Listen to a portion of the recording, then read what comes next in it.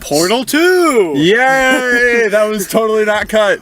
Okay, for those of you who are not familiar with the Portal universe, what would you say the most important thing to know about it is? Think with portals. Okay. Is that good advice? Yes. So, Portal 2 is a puzzle game. It is the sequel to the prequel. To the what? Okay. Portal 1 was part of the Orange Box, which is a very good games set. I would highly recommend getting that. Yes. I would say Portal 1 is not the best, I'll be honest. There are blood effects, which are not in the second one. But, T bullshit. yeah. But in the first one, essentially, you are Chell, who is a woman in a science lab who wakes up one day, and this evil supercomputer tells her, hey, pick up this portal gun, then use it to go through portals. That's pretty much the plot line. Yeah, and then at the spoiler alert, but I mean, you can't. Portal 1 is kind of not spoiler. No one cares about the plot line. They're just like, Portal! Yeah, Portal 1 was amazing because of a portal. Like nothing had done that before. Yeah, it's a really unique concept. Yeah. And so they're just like, portals, oh, by the way, you killed GLaDOS. And so that was the end of the first one. You plugged on corrupted AI cores, similar to the something that happens in the second one. The second one is slightly more plotline driven. Yes, people cared about it. Very plotline driven. Hilarious. Yes. Really funny games too, both of them. Yeah, more so the second one, definitely. The sarcastic, condescending, evil robot. Yeah. So the two main characters, I would say, are Wheatley, who is a British... Three main characters. Three? GLaDOS, Chell, and Wheatley. Well, Chell doesn't talk. If you play as her, that makes her a main character. Okay, three main characters then. You've got Chell, Wheatley, a British AI robot, and then you've got GLaDOS, who is an evil supercomputer. Pretty much, yeah. Oh, Cave Johnson. And Cave Johnson. Cave Johnson. I would say that one of the most impressive things about Portal 2 is that the entire story, you never meet another person, like a live person, but it's perfectly entertaining and incredible the entire time. It really is. Like, it doesn't matter that there's no other human in the game. Yeah. Is there even a human in the first game that's alive? Well, you find corpses in the first game. Well, I mean, you didn't see... Okay. Yeah. They weren't alive, though. Yeah. Like, No, what's they were up, alive. corpse? Yeah. Well, your parents call you in the second one. Do you remember that? Oh, yeah. GLaDOS is trying to make you feel bad, so she's like, I wonder what your parents are up to. Let's call them. And then it like dials a tone, and then you just hear, test subject parents, we do not love you. Goodbye. Yeah. It's pretty funny. Stuff like that happens throughout the entire game. Is there multiplayer in part 1? No, there's no multiplayer in part 1, but we know you love the multiplayer in part 2. Kinda, no. I'm not coordinated enough to... Man. So, the gameplay itself is essentially you have a portal gun, where you can shoot a red and a blue portal. And you can do all sorts of crazy shit with them. Yeah. Like my favorite is shooting a portal under yourself and then one in the ceiling, and you just create an infinite loop where you just go faster and faster and faster and faster. That's pretty fun. Or finding creative ways to create infinite loop, like a trampoline plate type thing, and then you put one on the opposite wall, and then right above the trampoline, so it's just like a... Yeah, you just go in circles and circles. And as you can imagine, that sounds kind of complicated, and don't worry, it is. It is very painful complicated. And it gets more complicated when you introduce propulsion gel and turrets and... Yeah, it made me stop playing. It was so complicated. Yeah. I couldn't handle it. That's just the single player. And so the co-op is you take the single player, and then you triple the amount of portals. Yeah. You double the amount of portals. Yeah. There's 2 extra portals. It's kind of crazy, and of course the challenges are gratuitously difficult. You can't do. Yeah, like, was the one where we had to, like, time it perfectly so that we collided in midair and fell onto there's a like ramp. a mini platform and two, like, what are they called? Propulsion plates? Aerial ascension plates. I apologize. Yeah, and then no you have to problem. both jump on them at the same time and make a portal, and then you fly and hit each other and land. Yes, and the animations for the co-op game are quite amazing. I think I had the most fun just like dancing and playing up with scissors and picking up Cole's head. Slash dance. /dance. You can't really do that. Stupid MMOs. It's a strategy game. It can get puzzle game. It can get pretty challenging. Like, Evan had the luxury of allowing someone else to play through the campaign. I kind of just watched Cole play through the entire campaign. Yeah. Co-hosting. Yeah. No, it's fine. We broke down the fourth wall, co-host Evan. So he had the luxury of not having to figure out all the puzzles, and I think my first playthrough took me like 30 hours or something. It did not take him that long the second time. No, that was like 6 hours, maybe. But Maybe. the length of the campaign is irrelevant because it's still fun. That's true. I had lots of fun just watching you figure stuff out. Yeah. And listening to Gladys insult you the entire time. Yeah, that was pretty good. And then she joins your side and like the whole orphan comment Oh, yeah. later on in the game. Yeah, he's like, what's wrong with orphans? No parents? Yes, the Wheatley is quite possibly the stupidest video game character you will ever meet. He's really dumb.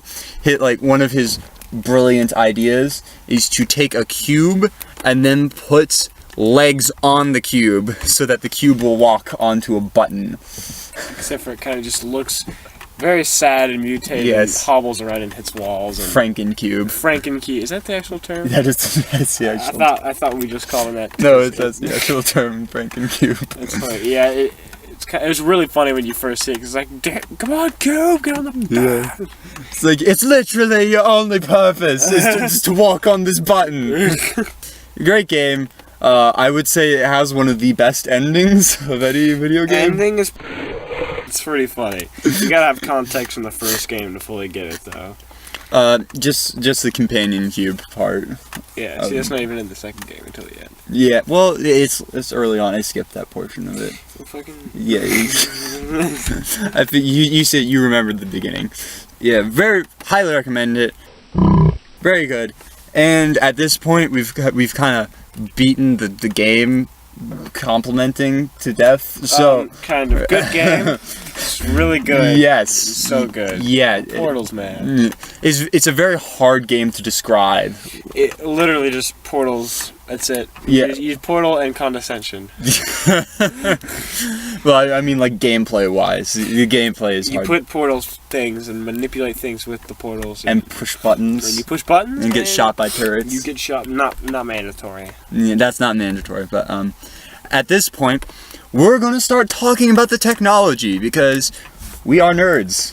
That's true. Yeah, nerds will be important one day. One day, one day when no one else is needed, then. Well, if you look at it, we're gonna be tech heavy in the future, so then nerds will always be needed. Well, you know? Not my kind of nerd. Oh, well. Marvel comic nerds will never be recalled. Marvel comic nerds already died now. I'm sorry, that can be a separate podcast if you want. Okay, so first off, the thing that the name is named after. The portal gun. You said the name is game.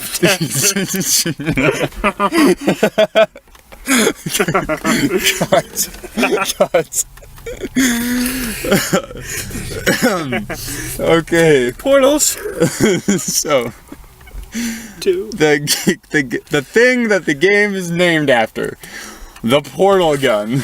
The portal gun. It makes portals. Bam. Yes. Bam. It is quite possibly one of the coolest looking things. Like, It looks pretty cool. Yeah, it's like white chrome and zero energy manipulator stuff. Made of moon. Yes. So the way that they explain the portals is that if you take moon dust and you grind it up and you combine this with some radiation, it can create interdimensional portals. Yeah, I never really got that. Why haven't we done that now? Yeah.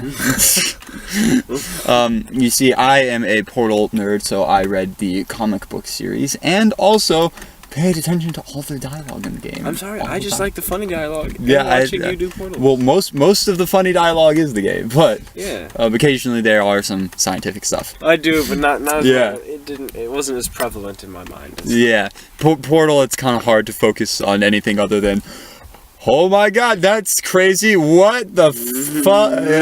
Okay, I made a portal. joke. God, no one loves my character.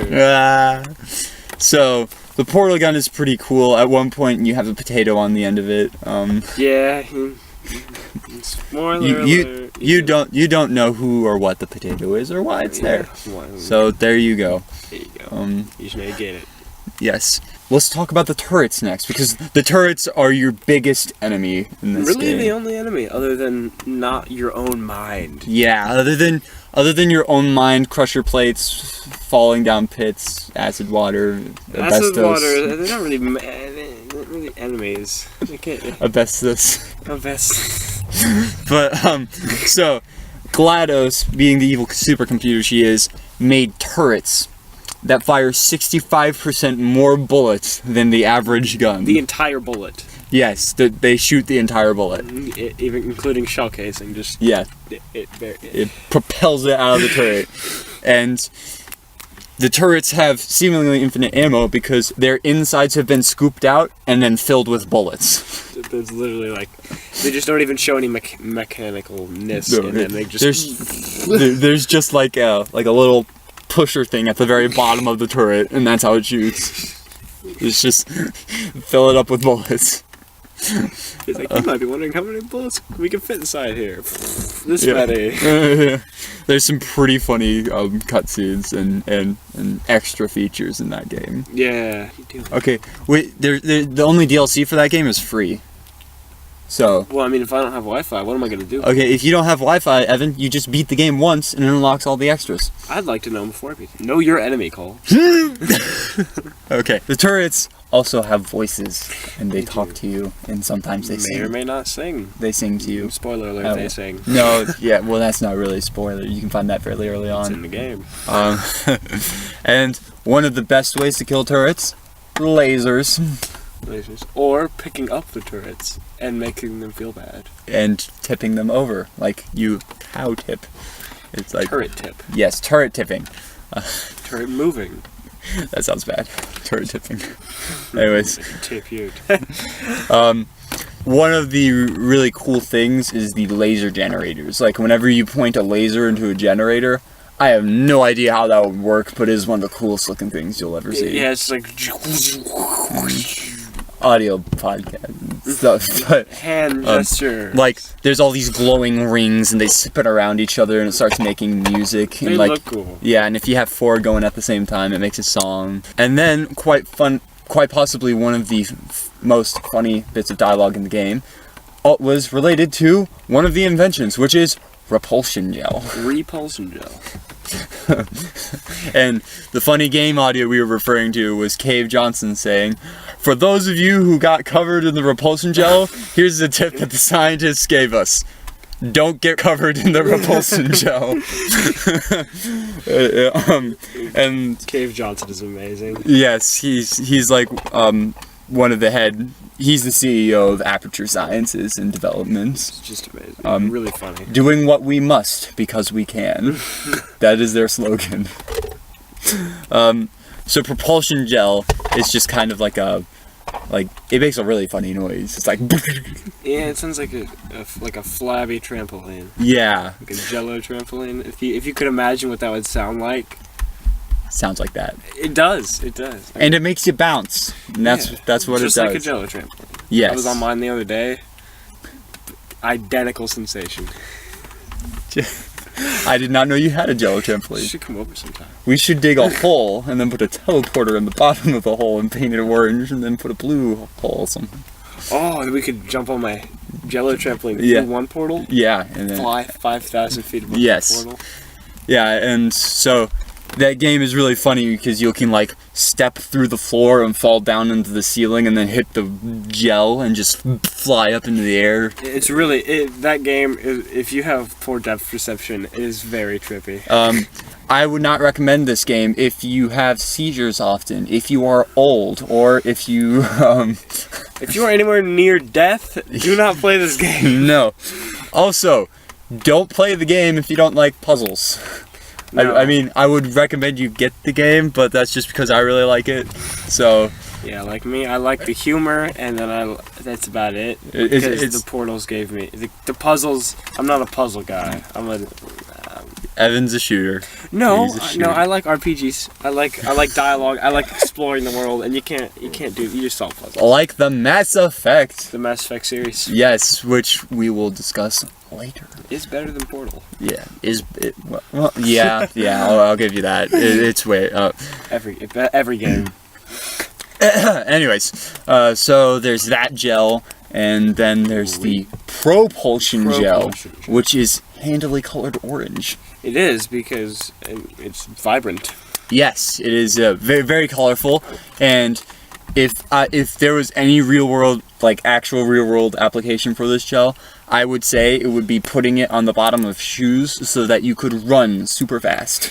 Yeah, I would say maybe like if you needed to jump an army tank to an enemy base, you make a ramp out of it. Yeah. And propulsion gel essentially just increases your speed by 300%, which has killed me so many times. It's Like another reason why I can't play the game. Yeah. I can't comprehend that. yeah, it gets to the point. There are the first one was way worse though for some of the puzzles. Like there was one puzzle where you had to shoot a portal on the floor, shoot one up on a wall, and then like stand in the portal on the wall, move the portal on the floor, and just go like shoot the portal before you land every time so that you're going faster and further and further. It was the hardest thing to figure out. It took me like an hour and a half just to get past this one segment. See, that would have taken me 3 hours. Yeah. Take 'em. So yeah, lots of interesting things like that. It's pretty good game though. Yeah, it's a great game. There's deadly neurotoxin. Deadly neurotoxin is very sad. It's very sad. Kills people, man. Yes. And obviously we know that the scientists working at Aperture didn't have a Nobel Prize in surviving deadly neurotoxin. Yeah. Because everyone is dead or turned into vegetables.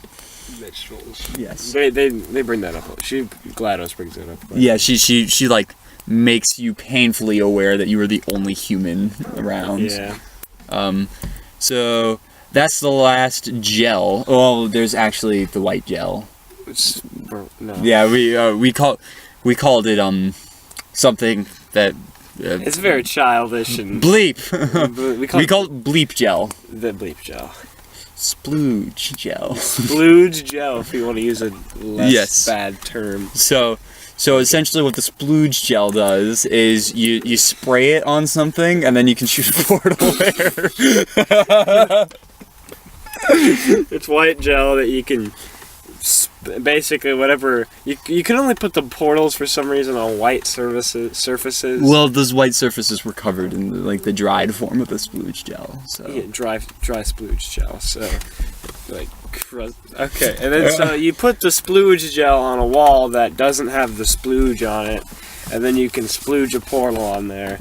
And that's how that works. There's Yes. like that one room that's entirely not sploogey, and you have to put the splooge gel everywhere. Yeah, and that works because it's moon dust. It's like I guess it'd be blended. like moon dust liquefied into paste gel stuff. But so yeah, they don't really take the technology seriously in the game. They don't. Which You're not supposed to. It's Yeah. not, you're not supposed to pick that crap apart like Yeah, I'm trying no. to do. Yeah, and there's like so many useless things like the turret redemption line. Which is essentially where they send all the defective turrets on a massive conveyor belt into a crusher, into a fire, into an explosive grenade launcher. Yeah.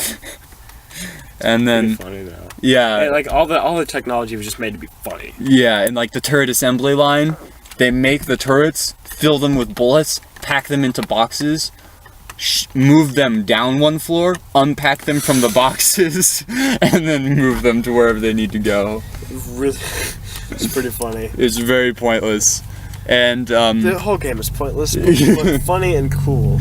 yeah, and you get some of the coolest moments, I would say, in games. Like some of just for visuals. I would say just for visuals, you get some really awesome moments in that game. Yeah, it is pretty striking for the.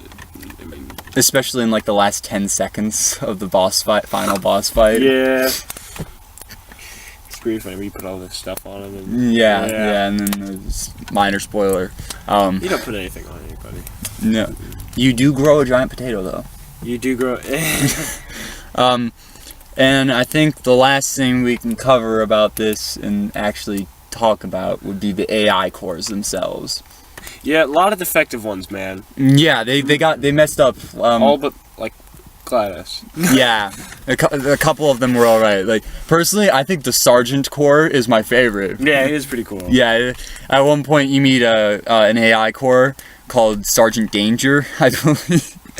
And he's like green and like he's got this Texan voice and he's just like, whoa, what's that going on over there? Oh, I see you got this problem. I can help you with that. Yeah. And then there's Wheatley. Then there's Wheatley, who is designed to be a moron. Yeah, literally everything stupid about one particular AI core. GLaDOS. Yeah. They just took that out and then didn't know what to do with it, so they put in another AI core. Well, they designed it to attach to GLaDOS to slow her down. They designed Wheatley to be so stupid that it would affect GLaDOS's intelligence. Oh yeah, okay, I remember. It's all coming back to me now. It's been a couple weeks. Yeah. We do not record these like right after we play games. We should start doing them. Yeah, man. It's fun if we're still trying to figure everything out, though. Yes. And the way they have AI cores set up is it's essentially brain mapping, where they scan your brain inch by like nanometer by nanometer and impart all of your neurons onto an AI core or whatever. And then so all the cores are personalities or a spin-off of a personality of someone somewhere, which makes you wonder where the space core came from. Yeah. Because all the space core says is space. And space. You need to go to space. Space, man. Yeah, space.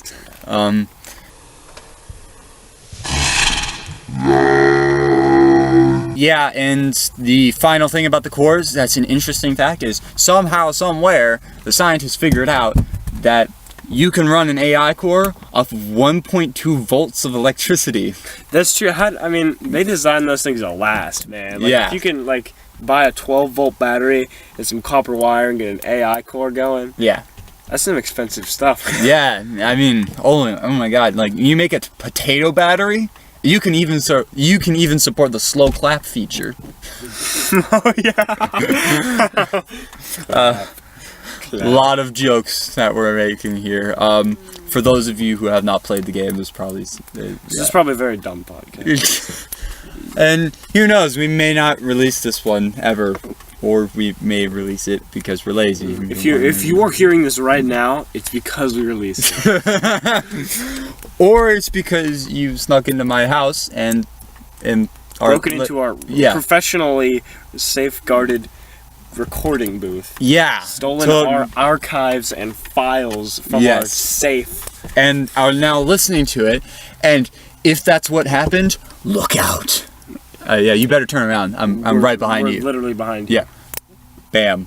That's you dying? Yeah. What? What are you gonna do? You're dead. Yeah. Dead. All for what? A podcast of about 30 minutes in length. Exactly. And that's with some generous rounding. With some very generous rounding. Yes. Think about that. You're not a stalemate associate. You can't press the stalemate associates button. You can't tie this. You can't fix this tie. Yeah. I would say that was like the most pointless safety feature in ever. Yeah, that game was literally like a giant inside joke. Yeah. If you think about it, like they were probably at the studio like, dude, what if we added this incredibly pointless feature? I will say the combustible lemons rant was quite possibly the best, one of the best speeches. When life gives you lemons, you like take those lemons and turn them into combustible lemons, and then throw them back at life. I'm gonna burn life's house down with the lemons. Yes. You know who I am? The guy's gonna burn your house down with lemons. Cave Johnson. He really is. He's one of the most unique game characters I've ever seen. Fun fact: did you know that that's actually one of the senior designers from the Portal? Like, that's not a voice actor. That's just one of the. Just some dude. Yeah, just the cave. Just some guy from the. Yeah. I can totally see that. Yeah, that's like a Borderlands fact. Like Claptrap in Borderlands, he's played by like the CEO, and Crazy Earl is played by the director of the game. Who was the headshot guy that played it? Headshot? Oh, you mean I think he was like one of the art directors or something. That ends our podcast, friend. We totally ended this on time, without being forced to. UGP episode 3.